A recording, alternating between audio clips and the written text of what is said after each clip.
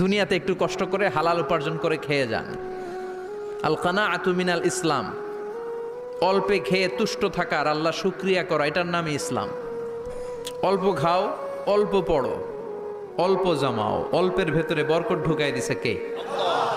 অনেকে দেখবেন অনেক খাই খাই নাই নাই করে, এটা যাদের স্বভাব তাদের কখনো বরকত হয় না।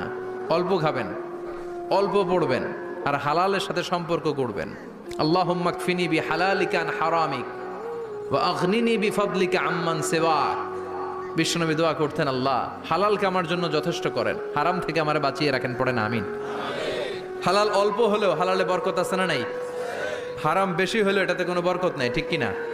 বলেন তো, গরু খাওয়া হালাল না হারাম? কথা বলেন। কুকুর খাওয়া হারাম। প্রতিদিন কসাই খানাতে এরা কি কুকুর জবাই করে না গরু? গরু জবাই করে।